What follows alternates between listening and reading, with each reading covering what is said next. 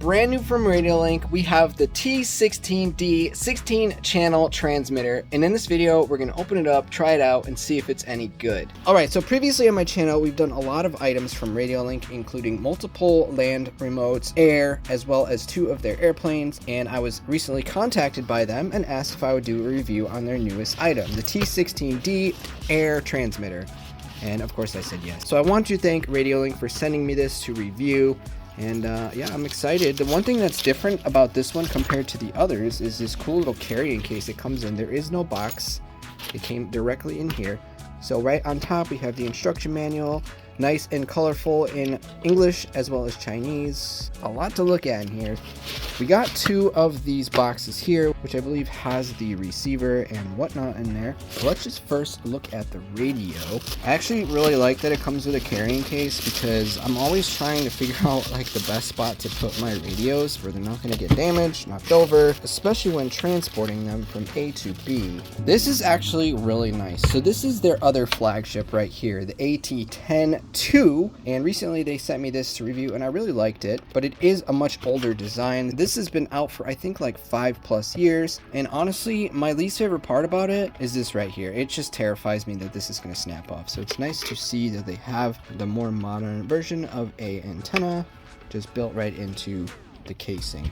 I like that a lot actually. Right in the middle we have a nice screen. I don't know the exact size in this. I'll have to do, oh, that was, for some reason I thought that was gonna, okay, so there is a, yeah, okay.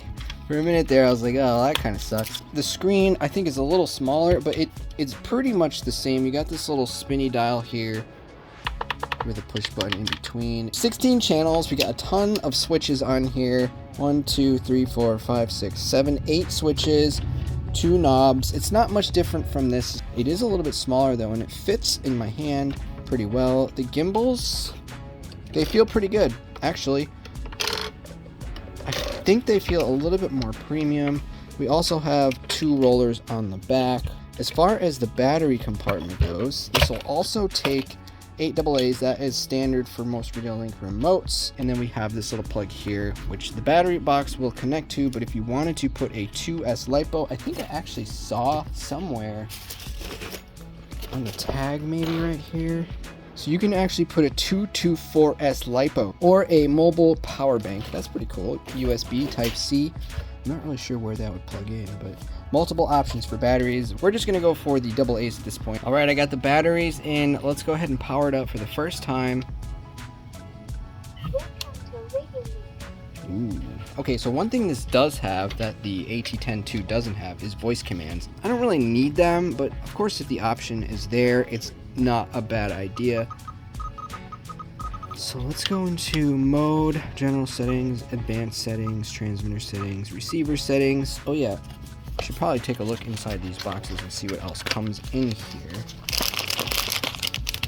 So you get a USB cable, looks like XT60, engine, battery, receiver, connect cable for telemetry, hook and spring for throttle stick center. You have the little lanyard so you can wrap around your neck. The R16F receiver with dual antennas. There you go. You got your 16 channels right there.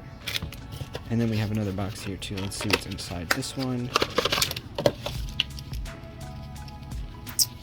Not really sure what that is, but looks like some more type of harness type lanyard thingy. Let's just browse through this really quick. 16 fully proportional channels, 5 to 16 can be programmed. The output frequency, spread spectrum, signal output, so all the geeky stuff right here. Long range module, voice broadcast, that's important to a lot of people I think, which is something like I said that the AT10-2 does not have. It looks like you can customize the menu, some font color, background color, function switches. Yeah, there is a ton of information in here if that's the things you're into. I would say just check out the page, guys. On the product listing, like I said, the link is in the description. That way you can find out all the specifics for this radio. video, but from my experience with Radiolink, they are typically high-end, packed with features for about half the price of the other guys. Okay, so I have decided that I'm going to use the D460 flying wing here from Radiolink, just like I did in the AT10 review video. That way we have a good control subject and I can really see how this one feels compared to the old one. The only thing I need to do is change the receiver back to the one provided with the D460 flying wing, the R8XM, and we'll be taking out the R6DS, which I needed for the older AT10. So it's pretty cool. We go right back to the new one, and we'll put this aside in case we ever want to use it again for any reasons. Sometime in the near future, we will get out to the airfield and put these to the actual test on a much larger scale airplane, and I'll likely give it to my friend and see what he thinks between the two. So that's coming up in the future. For now, let's just stick with a good control. That way we are really truly comparing between the two. I do want to just know a few things that this remote has. The control range, they're saying up to 2.5 miles long, which is pretty wild. Support for long range, including ELRS and TBS Crossfire. Customizable voice commands, we already brushed on that quickly. Telemetry data, even up to 100 model storage, tons of different settings. And for this, seeing that it is a flying wing, we actually were able to select Delta Wing right in there.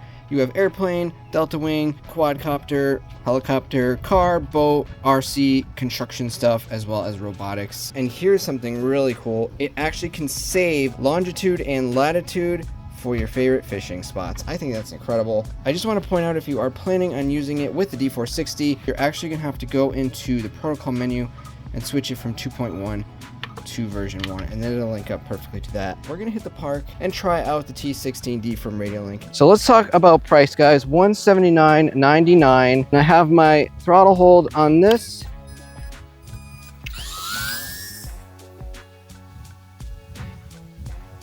Oh yeah, it feels good. It's nice and smooth. It has a better fit in my hand. The AT10 is kind of big, a little clunky, but this one's feeling really nice. And might I add, I say this in every video nearly, I absolutely love this little Radiolink plane here too. It's such a good little slow flyer.